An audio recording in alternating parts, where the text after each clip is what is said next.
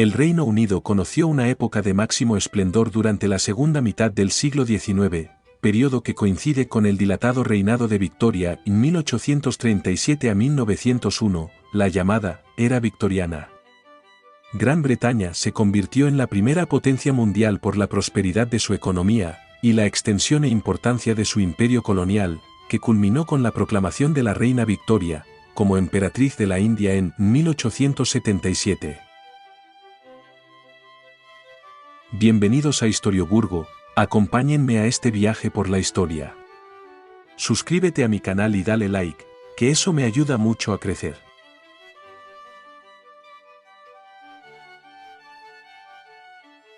En Inglaterra, el pacto constitucional traído por la Revolución había relegado a un papel puramente subsidiario el carácter o la valía de los reyes como factor histórico.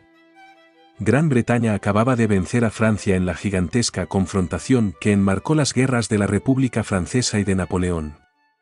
Era dueña de los mares, por consiguiente, del comercio, y estaba inmejorablemente preparada para el despegue industrial y técnico, que había emprendido con mucha antelación al continente. Los soberanos ingleses reinaban pero no gobernaban, algo todavía insólito en la época. Pero no por ello puede, y menos en el caso de Victoria, negarse todo peso e influencia histórica a su figura. El constitucionalismo, en aquella Inglaterra de principios del siglo XIX, estaba muy lejos de las acepciones que luego iría revistiendo el término.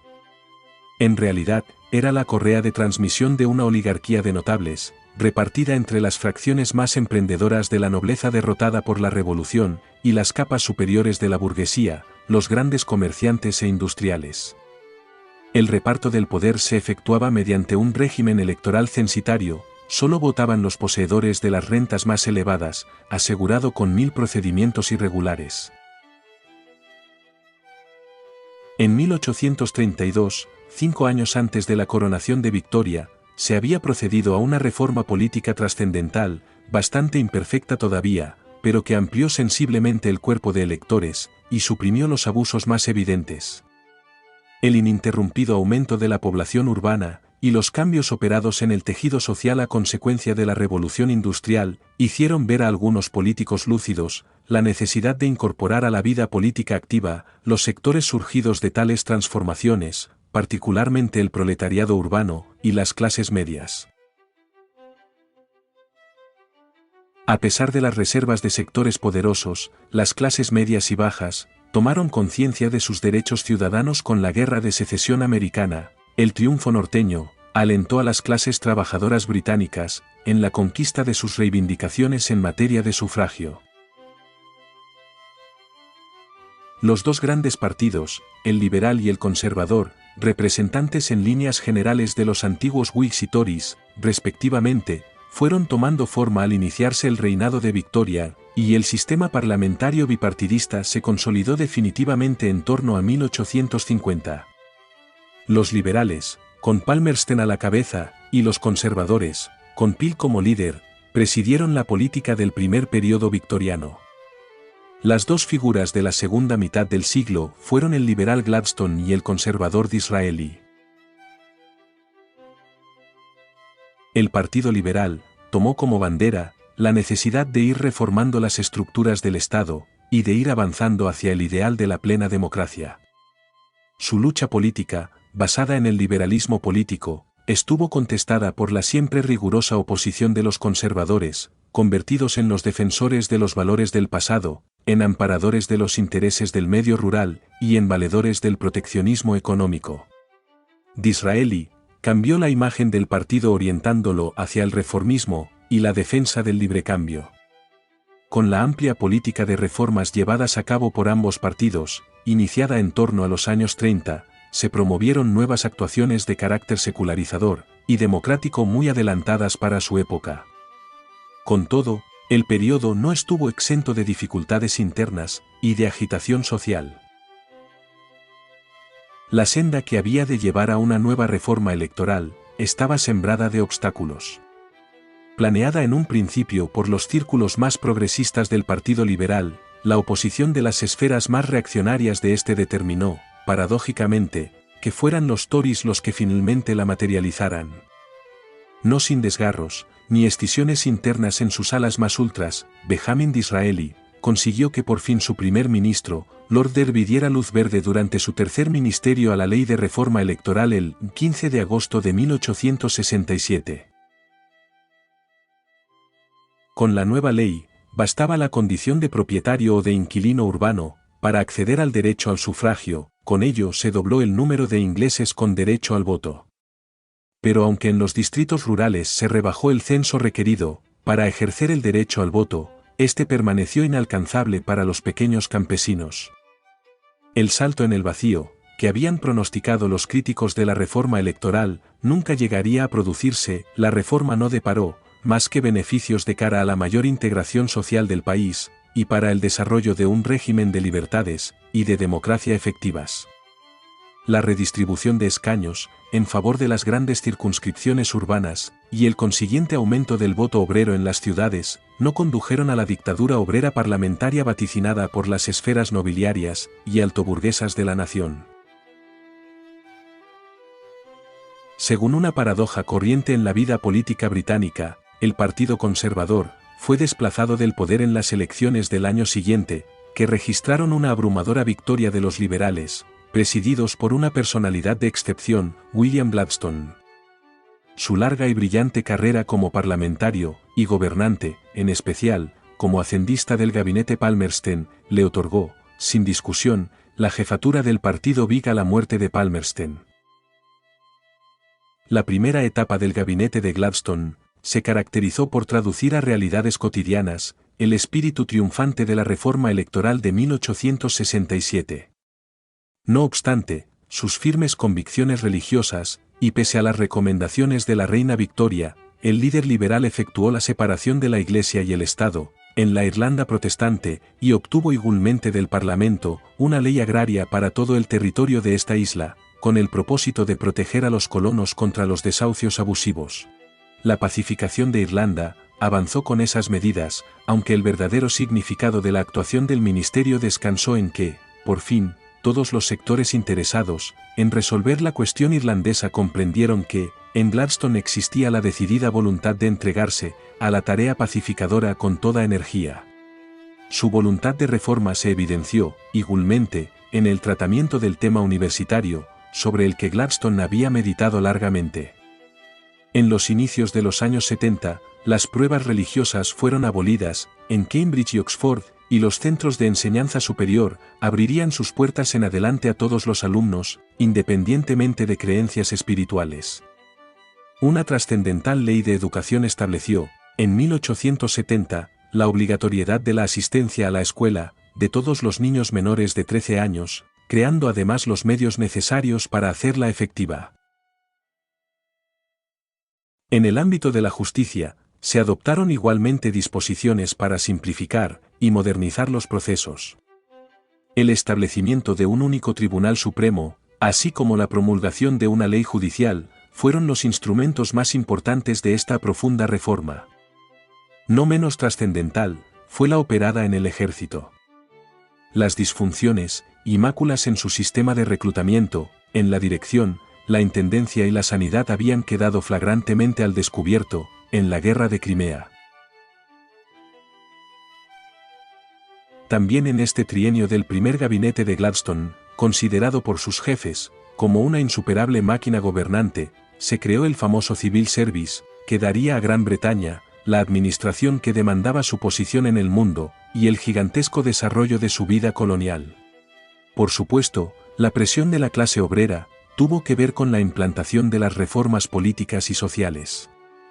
El desengaño que produjo en la clase trabajadora, el conservadurismo de la Ley de Reforma de 1832, sobre todo, en lo que hacía referencia a sus reivindicaciones, en demanda de una mayor participación política, tuvo como consecuencia la formación de nuevos movimientos obreros.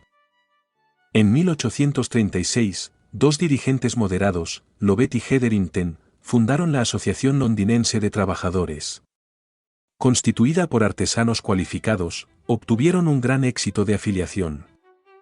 En 1838 dirigieron al Parlamento, con la colaboración del también sindicalista, Francis Place, la famosa Carta del Pueblo, en la que se reivindicaban, entre otros derechos, el sufragio universal masculino.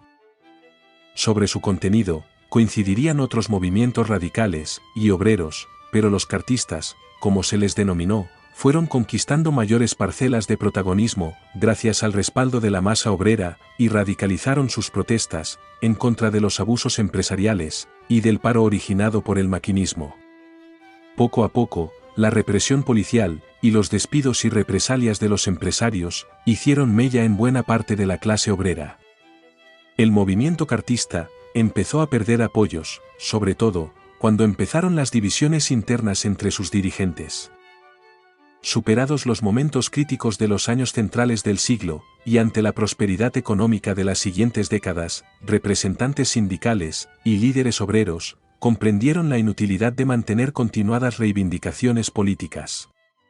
Así, fueron orientando sus actividades a potenciar las asociaciones de ayuda mutua, o trade unions. Sus intereses serían asumidos y defendidos en el Parlamento por el Partido Liberal, pero las trade unions nunca olvidaron ejercer presión sobre la patronal. En 1875, consiguieron que se aprobara el derecho de huelga y la implantación de un sistema de sanidad pública. Estas asociaciones empezaron a cobrar nuevas dimensiones políticas y sociales con la primera reunión internacional de trabajadores, que se celebró en Londres en 1864. Allí, se elaboró por primera vez un programa conjunto de actuación basado en principios socialistas, los mismos que propugnaban pensadores como Marx y Engels. La Gran Bretaña, de mediados de siglo, continuó el sendero trazado en política exterior por el vizconde de Palmerston, cerebro y ejecutor de toda ella, desde los inicios de la década de los 30. Cuando la Revolución de 1848 puso de manifiesto el poder y el ascendiente rusos, Gran Bretaña procuró debilitarlos para impedir, sobre todo, que el imperio de los zares se interpusiera en el camino de la India y llegara a convertirse en un serio rival en la zona. La guerra fue un expediente favorable para que Londres desplegara su estrategia, sin descubrir en exceso sus cartas. Desde este conflicto, Palmerston dominó sin disputa tanto la política interna como la exterior de su país. En la última vertiente, continuó fiel a su ideario pronacionalista, sin atisbar el peligro que para el equilibrio europeo implicaba la imparable ascensión alemana. Obsesionado por el recuerdo napoleónico, Palmerston prestó más atención a las pretensiones francesas que a las de la Alemania bismarckiana, que, a raíz justamente de la muerte del famoso político británico, comenzó la marcha irrefrenable hacia su unidad. El imperialismo británico adoptó nuevos métodos políticos. En 1830, surgió un grupo de reformadores, que vieron en la administración racional de las colonias una salida para el rápido crecimiento de la población del Reino Unido. John Stuart Mill, Charles Buller, Edward Gibbon y Lord Durham consideraron que era una oportunidad para la creación de nuevas comunidades, basadas en principios de autogobierno responsable. Con ellas, se haría posible un nuevo ideal de cohesión del Imperio Británico, basado no en el control ni en las medidas restrictivas, sino en la independencia y en la libertad. En 1865, el Acta de Validez de las Leyes Coloniales declaró que las leyes aprobadas por las legislaturas coloniales solo serían anuladas cuando chocaran abiertamente con las leyes del Parlamento Imperial. Esto constituyó una seguridad general de autogobierno interno para todas las legislaturas coloniales, consideradas soberanas aunque subordinadas al Parlamento británico. Ello sería el principio de la futura Commonwealth. La parte más extensa del imperio, la India, fue reorganizada por estos reformadores coloniales. Se introdujeron nuevos modelos de competencia y de rectitud que a su vez influyeron en el mismo sistema administrativo del Reino Unido. En 1860, entró en vigor el Código Penal redactado por Macaulay, el mismo que introdujo las reformas administrativas. En 1876, se proclamó en Delhi a la reina Victoria como emperatriz de la India, un hecho cuya intención última era la de afianzar de cara a la comunidad internacional el tráfico de mercancías con la metrópoli. Durante el reinado de Victoria y los británicos siguieron colonizando nuevas tierras. Nueva Zelanda en 1840, Hong Kong en 1842, y amplias zonas de Malasia. A finales del siglo XIX, el gobierno de Robert Gascoyne Cecil, marqués de Salisbury, anexionó territorios de Zambeze y Zanzíbar, junto a otras zonas de la región de los somalíes. También Benjamín Disraeli, durante el último tercio del siglo, se dedicó a estimular el imperialismo, afianzando la posición de Gran Bretaña en el Mediterráneo y en China. El reinado de Victoria coincidió con una segunda fase de la revolución industrial, que conduciría al establecimiento de los postulados del liberalismo económico y del gran capitalismo. En la base de todo este proceso, se hallaba la exaltación de la libertad. El Reino Unido redujo en lo que pudo su papel intervencionista, limitándose a promover actividades económicas, de carácter abierto y autónomo. Desde mediados de siglo, época dorada de la prosperidad económica, se adoptaron los fundamentos de la filosofía del librecambio, aboliendo aranceles, y suprimiendo las antiguas actas de navegación, del siglo XVII. El mercado empezó a regularse por la libre competencia, y por las leyes de la oferta y la demanda. Se promovieron desde el gobierno tratados comerciales estratégicos con otros países. El Reino Unido trataba de importar cereales a buen precio y mantener así los precios del pan, colocando a cambio en el extranjero sus excedentes textiles y metalúrgicos. En todo este proceso, se empezó a vislumbrar la acumulación de capital como un elemento imprescindible para el impulso de la industrialización. Ello empezó a favorecer el crecimiento espectacular de algunas empresas, que abandonaron su dimensión local o nacional, para convertirse en verdaderas potencias multinacionales. Las pequeñas sociedades de accionistas, de finales del siglo XVIII, se sustituyeron, desde 1840, por compañías capitalistas, cuyos socios tenían una responsabilidad limitada. No estaban obligados a cubrir con su fortuna personal una ocasional quiebra, solamente perdían sus acciones o veían bajar su valor.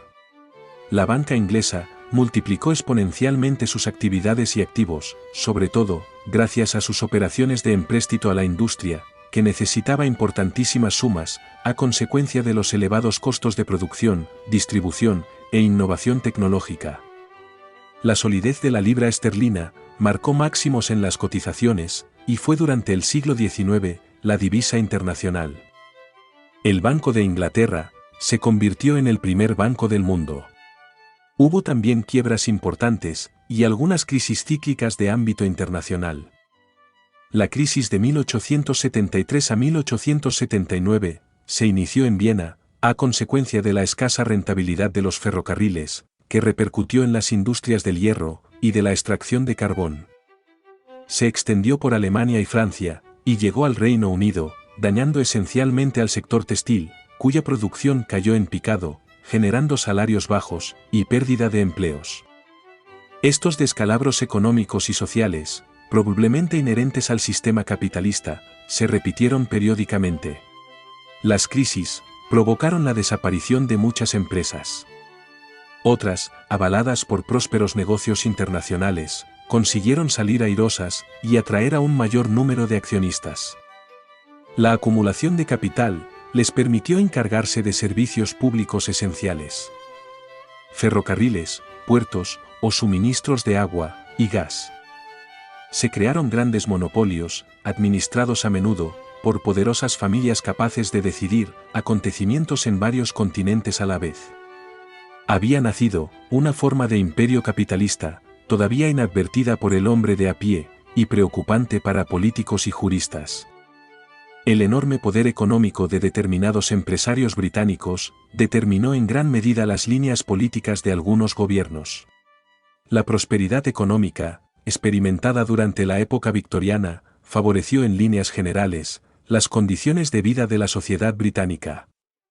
El afianzamiento de la hegemonía en el ámbito internacional, junto a la recuperación del prestigio de la monarquía, como símbolo de cohesión nacional, conformaron un modelo social, en el que las clases medias fueron imponiendo conductas basadas en la sobriedad y discreción de las costumbres. El conformismo de esta clase social hicieron del culto al dinero, de la exaltación al trabajo y del reconocimiento al esfuerzo individual, los elementos fundamentales para alcanzar la prosperidad económica. El orden y la estabilidad se concretaron en el ideal doméstico y en la independencia del hogar, centro de la vida familiar y templo de una estricta observancia religiosa, favorecedora de la templanza y contraria a las inclinaciones desordenadas. Pero en realidad, la sociedad victoriana siguió siendo una sociedad con profundos contrastes y desigualdades. En los más alto de la sociedad, seguía manteniendo un papel protagonista la nobleza, propietaria de las grandes fincas y heredera de los viejos valores sociales. Los nobles se emparentaron, ahora mucho más, con la alta burguesía capitalista, dueña de negocios e industrias, que prefirió unirse a las aspiraciones y modos de la llamada upper class, para acceder a sus títulos a través del capital y del matrimonio. La clase media restante fue creciendo durante el último tercio de siglo, comerciantes mayoristas, altos funcionarios, profesionales liberales. Fueron estos los que en verdad adoptaron los principios puritanos que caracterizaron a la sociedad victoriana: vida discreta y ordenada, austeridad económica, metodismo religioso y conservadurismo político. En las clases bajas, los artesanos especializados, con salarios suficientes y una buena reputación profesional, formaban un grupo aventajado, que supo mantener su preeminencia, gracias al peso de sus asociaciones laborales, autorizadas incluso antes que los sindicatos. El último peldaño lo ocupaba el proletariado, muy numeroso como consecuencia de la industrialización. Se trataba de un colectivo que vivía con grandes carencias, paliadas en parte, a partir de 1850. El paro y las muchas bocas que alimentar, provocó que muchas hijas de estos asalariados entraran a formar parte del servicio doméstico de la nobleza, de la alta burguesía y clases medias. Así, la servidumbre se duplicó en el último tercio del siglo XIX. Las mujeres de la clase media tampoco tuvieron muchas oportunidades laborales. La mayoría de las que querían tener una carrera profesional se colocaron como institutrices o profesoras. Las condiciones de vida del proletariado fueron infames. En las afueras de las ciudades, cerca de las fábricas, se construyeron barrios obreros que, a consecuencia del continuo crecimiento de la población, rápidamente se quedaban pequeños. Las familias se hacinaban en húmedas y pequeñas viviendas, en donde la falta de higiene originó graves enfermedades y epidemias. En otros asuntos sociales, como la educación, también se incrementaron las intervenciones públicas. El resultado fue un perceptible avance de la alfabetización y una reducción del absentismo escolar ocasionado por la necesidad de trabajar. A otro nivel, como consecuencia de la nueva realidad económica y social, se fundaron nuevas universidades, como la de Manchester, en 1851, y se reformaron con nuevos estatutos las viejas universidades de Oxford y Cambridge. La sociedad victoriana, o al menos las clases altas, se transformó gradualmente en una sociedad culta, aunque sin grandes desvelos intelectuales, que gustaba de la lectura y de asistir al teatro y los conciertos. La proliferación de colegios, para los hijos de familias aristocráticas, permitió la implantación de un modelo educativo muy selectivo, basado en un ideario de corte conservador. Bien amigos, hemos llegado al final del vídeo. Muchas gracias por visitar mi canal. No te olvides de suscribirte y dar tu like. Hasta la próxima.